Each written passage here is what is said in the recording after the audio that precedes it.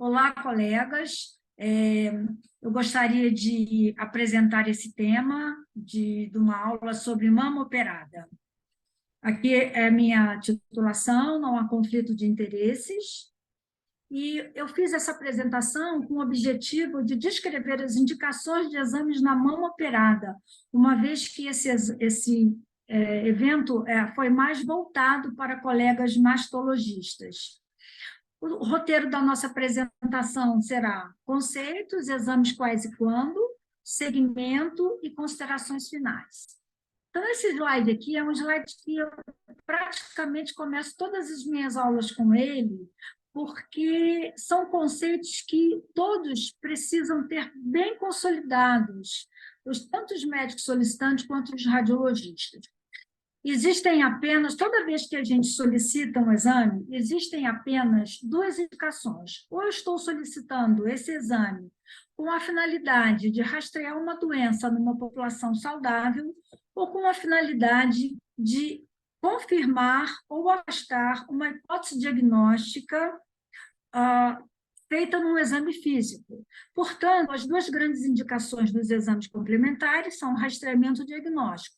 Especificamente aqui, na parte da mastologia, nós temos essa denominação segmento porque representa um rastreamento específico da mulher que já teve câncer de mama.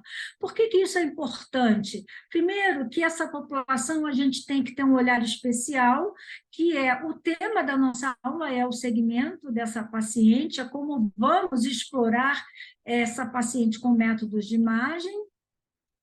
E é importante também, porque na hora de auditar o seu resultado, essa população é uma população de alto risco e ela não se enquadra nos critérios da população em geral. Didaticamente, um outro conceito que eu queria consolidar com vocês são as alterações após cirurgia. Então, eu tenho dois grandes grupos de alterações, eu não vou aqui entrar em detalhes sobre o processo de cicatrização, porque a gente não tem muito tempo nessa aula. Então, alterações precoces são aquelas que ocorrem perto da cirurgia, geralmente no primeiro mês. Geralmente, os fenômenos que predominam aqui são fenômenos relacionados ao acúmulo de líquido, ao edema, e se por um acaso você fizer um exame nessa fase com ressonância magnética, é muito provável que você encontre realce não nodulares, porque é uma fase em que a angiogênese predomina, então nós temos lesões induzidas pela terapêutica. As alterações tardias, que a gente considera já com a cicatrização completa, que seriam já em torno de 30 dias, elas vão se consolidando, vão se tornando mais intensas com o passar do tempo, até que nós temos as alterações bem conhecidas, como mudança de forma, retração cutânea, distorção da arquitetura, esteatonecrose e também realces não nodulares. Notem que nódulo não é uma lesão esperada na mão operada. Toda vez que eu tenho nódulo, uma lesão tridimensional, que é uma lesão expansiva, que ocupa espaço, eu não vou pensar em alteração induzida pela terapêutica. E a radioterapia, as alterações precoces também estão relacionadas com acúmulo de líquido, com dificuldade de retorno, então, edema. E as alterações tardias, elas potencializam as alterações da cirurgia. Então, por exemplo, calcificação de fio, todo mundo já viu na mamografia, isso ocorre geralmente na mama irradiada. Então, nessa aula, a gente precisa fazer um ajuste, fazer uma correlação entre a indicação e as alterações da mama. Quando eu vou solicitar exames em função de rastreamento e diagnóstico, levando em consideração alterações precoces e tardias da terapêutica, para otimizar recursos sem perda diagnóstica e evitando falso positivo. Acho que esse é o maior desafio no exame de imagem da mama operada.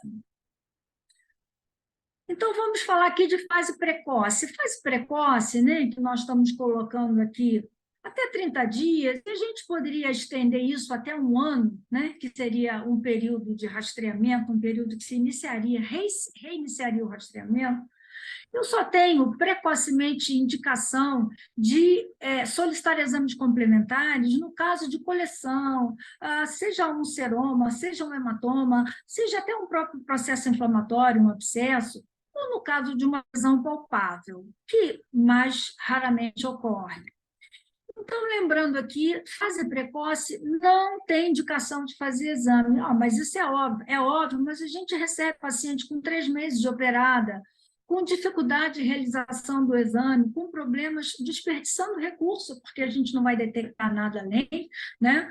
Então, é muito importante que a gente tenha em mente que fase precoce não tem nada a ver com um pedido de exame, a não ser em situações específicas. Por que eu estou falando isso? Olha só, essa paciente ela está se preparando para o segundo tempo de reconstrução. O colega vai e pede uma ultrassonografia pré-reconstrução. O que se espera encontrar numa paciente que fez reconstrução com um expansor, teve a perda desse expansor por infecção? Então, o que se espera encontrar, não ser grandes alterações pós-cirúrgicas? Aí a colega que fez ultrassom deu categoria 3, eu repeti esse ultrassom, banquei uma categoria 2, isso não é alteração de recidiva, sugeri avaliação com sonda dermatológica, que é um recurso que a gente tem atualmente, e aqui, então, mostrando que não era doença, não tinha nem condição de ser doença, isso era resultado de todo o processo que ela teve, cirúrgico, de infeccioso, etc. Um outro problema muito comum é solicitar exame muito precoce, como eu falei. Então, o paciente opera em julho de 2008, desculpa, ela opera em fevereiro de 2008, faz um TRAN, que é uma cirurgia grande, e em julho de 2008, ela já estão solicitando exame. É claro que você vai ter alterações de realce não nodulares. Isso aqui, muito frequentemente, é descrito como realce anelar, dado como uma lesão suspeita. Isso é alteração da terapêutica recente.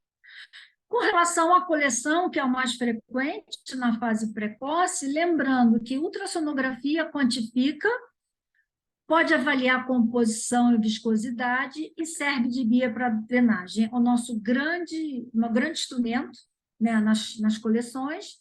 E nas mãos com implantes, convém fazer uma ressonância antes, também para quantificar o volume e para diferenciar quem é implante, quem é coleção, porque isso vai facilitar bastante a guia do procedimento invasivo. Então, aqui mostrando uma paciente que fez uma cirurgia plástica, estava no 8º dia de pós-operatório, quando questionou do aumento progressivo da mama desde a cirurgia, né? Porque isso foi bem devagarzinho. Aí fiz ultrassom, era uma coleção enorme, já um hematoma organizado, aqui até para mostrar, porque o médico assistente funciona, e falou, não dá, não vai sair nada. E aí, então, terminou numa drenagem cirúrgica, e aí foi o grande papel da ultrassonografia na fase precoce. Aqui um caso antigo, só para ilustrar. Coleção e implante, mamografia não mostra nada, a ressonância consegue diferenciar, é um exame até bem antigo, como os senhores estão vendo, de 1997. Na época, a gente já detectava essas coleções, inclusive essa paciente, que foi uma paciente que recidivou muito, ela deve ter sido uma paciente desse linfoma, que a gente está conhecendo atualmente. E, então, feita essa diferença, a gente pode, então, fazer a drenagem guiada por ultrassonografia. Fase precoce, com alteração de exame físico, nódulo e espessamento. Então, que o nosso raciocínio vai ser bem similar à fase tardia, nós vamos utilizar todos os recursos para provar que aquilo ali não é doença residual, que aquilo ali não ficou da cirurgia, né? Que aquilo ali não está crescendo, não é uma lesão expansiva. Então, geralmente iniciamos com ultrassonografia, porque é fácil de fazer. A mamografia, se houver uma suspeita de esteatonecrose, porque as esteatonecroses novinhas, elas não dão aquela imagem característica, e a ressonância magnética, se essa mamografia e ultrassom não forem conclusivos. Então, aqui é uma paciente com pós-operatório de 4 meses, uma cirurgia conservadora, com carcinoma in situ. O colega palpou um nódulo. No caso, ele pediu a mamografia primeiro, e aí, então, nós vimos esse nódulo com nível, que é uma esteatonecrose ainda evoluindo, ela não está toda liquefeita. Fase tardia, a gente, de um modo geral, considera 1 ano após a cirurgia ou término do tratamento. sempre nós vamos voltar com essa paciente, seja por rastreamento ou seja por segmento, e no diagnóstico, nós vamos utilizar todos os exames que forem necessários para esclarecer os casos bem especificamente. Então, mamografia, iniciar um ano após cirurgia benigna ou um ano após o término do tratamento. Nós vamos discutir isso um pouquinho a seguir. A ultrassonografia vai seguir o mesmo padrão, em complemento com a mamografia, nas mamas densas e predominantemente densas, não utilizá-la como método isolado. Aquela ultrassonografia que o colega pede com 4 meses de operado não tem o menor sentido, ou que pede a ultrassonografia já com anos de operado, é só ultrassom. Não, ela tem que ser em conjunto com a mamografia, e caso tenha indicação, então numa mama adiposa não tem indicação. E a ressonância magnética, eu acho que ela sempre tem lugar no segmento, no rastreamento, na dependência da faixa, dependência do grupo de risco, né? Não necessariamente ela vai ser utilizada de rotina, porque ela não serve, não é um método ideal para a população em geral. Mas na mulher, no segmento, eu acho que é muito importante, sobretudo naquelas pacientes com cirurgia conservadora, com uma grande distorção na mama, a ressonância é muito útil, porque frequentemente a mamografia nos deixa em dúvida. Quanto mais se afasta da cirurgia, aumenta a possibilidade de fibrose, de distorção, e aí dando essas imagens similares a imagens suspeitas na mamografia. Na fase tardia, lembrando que no segmento, né, nos próprios exames normais, a gente tem uma variedade e associações muito grandes de cirurgias e procedimentos. O que eu queria ressaltar aqui é radiografar ou não o lado da mastectomia. Isso é uma dúvida muito comum. Então, eu diria aos senhores, se radical, sem reconstrução, não precisa radiografar. Com reconstrução, também não precisa radiografar, ficou faltando aqui. Por quê? Porque, por exemplo, uma paciente reconstruída com TRAN fez mastectomia radical, reconstruiu com TRAN, a pele, a camada adiposa, tudo vem do abdômen, a gente não vai ter recidiva ali. Agora, se poupadora de pele, de fato, sim.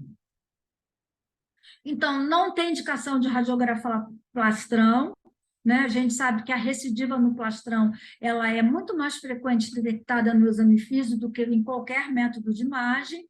Lembrando, a ultrassonografia dermatológica agora, a gente tem feito alguns diagnósticos diferenciais das lesões no plastrão, até lesões tardias, cicatriciais, com o diagnóstico diferencial com recidiva.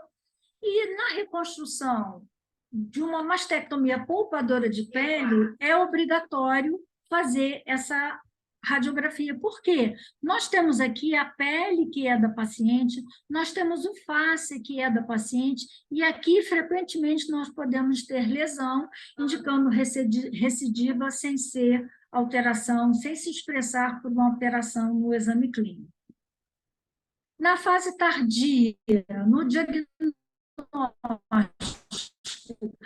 aí vai depender da alteração, se é nódulo palpável, se o melhor exame é realmente a ressonância magnética, é um exame de alta sensibilidade e alta especificidade da mama operada, chega a uma especificidade de 97%, então ela consegue fazer bem essa diferença.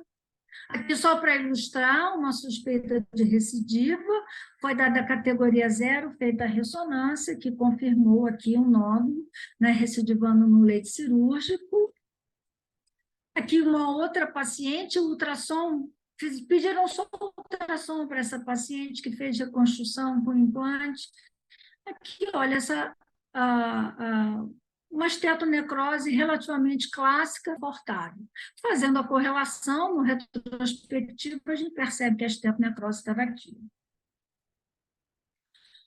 Então, uma palavra em especial para o segmento, o objetivo do segmento, né, desse rastreamento específico, é detectar a recidiva e detectar um segundo primário. O que eu diria para os senhores aqui? Evitar essa dobradinha, mamografia, ultrassonografia, sobretudo nas mamas adiposas. O colega, ao pedir o exame de segmento, ele já sabe o padrão mamário que a paciente tem, ele já operou essa paciente, ou ela já vem com um exame de outro colega. Então, a ultrassonografia não tem nenhum benefício de diagnóstico nas mamas adiposas, né? Lembra que eu estou falando de segmento, a paciente assintomática, é um desperdício de recurso e aumentando muito falso positivo. Lembra aquele primeiro caso que eu mostrei para vocês.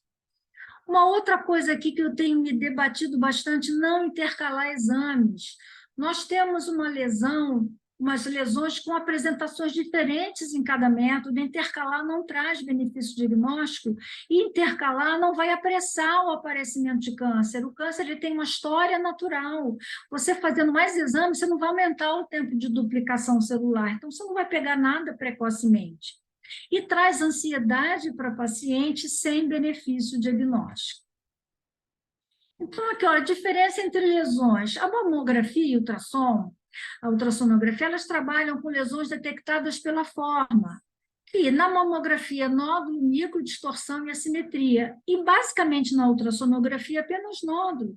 Então, se você faz só ultrassonografia, a sua paciente pode estar desenvolvendo microcalcificações suspeitas, distorção e assimetria focal, que não necessariamente tem expressão na ultrassonografia. Na ressonância magnética, os realces não nodulares é que são o grande benefício da ressonância magnética, e, normalmente, eles só aparecem na ressonância. Então, intercalar exames torno a falar, é desperdício de recurso, é uma falsa segurança para o paciente. Algumas pacientes até preferem isso, porque ela fica um ano sem fazer exame, às vezes ela se sente meio desamparada. Eu recomendo, uns 6 meses, uma consulta, um exame clínico detalhado. Agora, métodos de imagem anual. Como seria? Aqui é para ilustrar, né, só para mostrar a história natural do câncer de mama, mas não adianta, que não vai apressar o tempo de duplicação celular. Então, se você faz mamografia ultrassom, normal, daqui a 6 meses você faz uma ressonância, no outro ano você pode ter microcalcificação que não apareceu na ressonância. Então, você está desperdiçando recurso e causando ansiedade. Por quê? O paciente vai no médico hoje, ele pede mamografia ultrassom, ela demora para fazer o exame, quando ele não pede só ultrassom, e aí ela faz o exame, leva um tempo para levar para o médico. Quando chega, ele pede ressonância, daí ela faz outra vez, aí leva. Então, ela fica o ano inteiro em função de fazer exames, e isso causa muito ansiedade para os nossos pacientes. Então, aqui, ó, por exemplo, essa paciente foi agendada para mamografia e ultrassonografia. Que benefício diagnóstico a ultrassonografia tem? Um outro problema no segmento é que alguns colegas até hoje falam assim, não precisa fazer ressonância no segmento. A detecção precoce da recidiva não interfere na sobrevida. E aí eu pergunto assim, mas tem que fazer então mamografia e ultrassom? Se você, ao fazer mamografia e ultrassonografia, você está procurando detectar precocemente a recidiva em um segundo primário, se fazer ressonância, que é um exame mais sensível e mais específico, não vai adiantar, então por que fazer mamografia e ultrassom? Então, isso para mim é uma afirmação que não tem lógica. Eu acho que nos dias atuais, sim, a gente deve sempre associar a ressonância, em especial nas mamas com distorção. E lembrando que tem um escalonamento, a gente tem que falar para a nossa paciente que ela tem que fazer mamografia e ultrassom e depois a ressonância. Eu canso de receber aqui, eu ainda estou na clínica, eu canso de receber paciente que vem fazer o segmento, aí vem fazer a ressonância. Mamografia e ultrassom, eu marquei daqui a 15 dias, então não tem o menor valor. Os exames, eles têm uma hierarquização, mamografia, ultrassom sindicado e ressonância. É isso que eu coloquei aqui para os senhores. O modelo ideal de atendimento da nossa paciente é mamografia, idealmente com tomossíntese e câmara clara. Eu sei que eu estou falando assim de uma vida estratosférica, mas isso é o ideal, isso é o estado da arte no rastreamento, e a ultrassonografia, se necessário. Ideal, realizados pelo mesmo radiologista e com laudo conjunto. Esse é o melhor aproveitamento dos exames que a gente tem. E aí alguns colegas falam assim, mas por que você defende isso? A gente tem que fazer exame? Não, a gente tem que fazer exame na época certa para a paciente certa. Com isso, a gente evita desperdício de recurso, evita a ansiedade da paciente e a gente consegue oferecer mais exames para outras pacientes.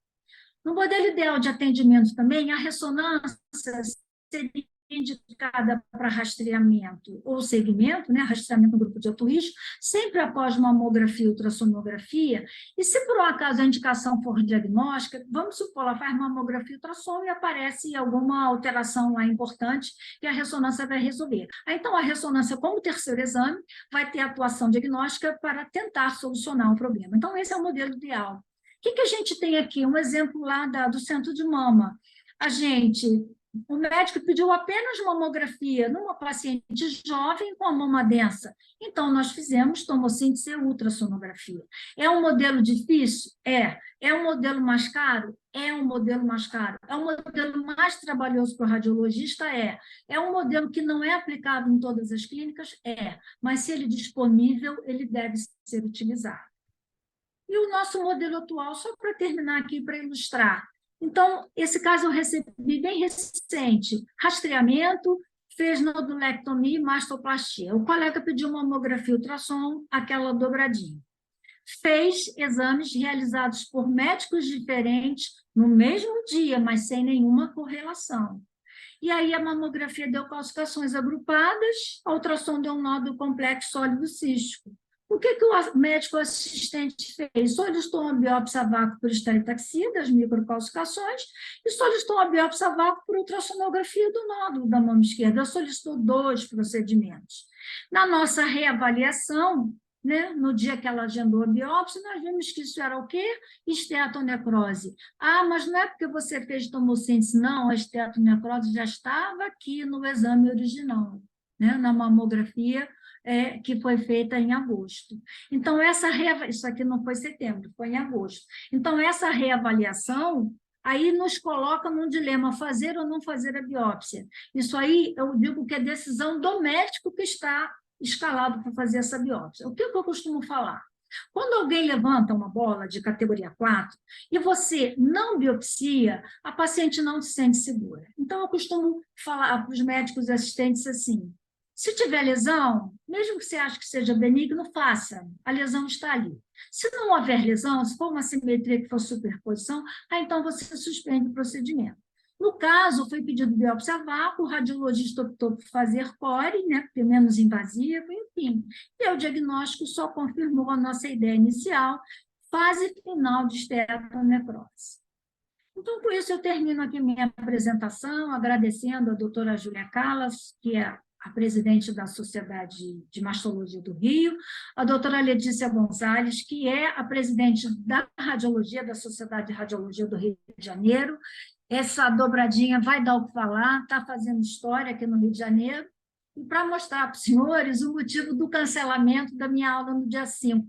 A minha neta faz aniversário em julho, mas como em julho os coleguinhas estão de férias, a minha filha foi e marcou o aniversário dela, que foi um futebol fora do Rio, no dia 5 de agosto, que tinha sido bem no dia que eu tinha me comprometido na minha aula, e aí eu fui obrigada a cancelar. Então, vocês concordem comigo, foi um motivo mais do que justo. Muito obrigada pela atenção. A sociedade tem o meu e-mail, eliette.canela@redditor.com.br. Estou disponível para quaisquer dúvidas, é só entrar em contato por e-mail. Muito obrigada pela atenção.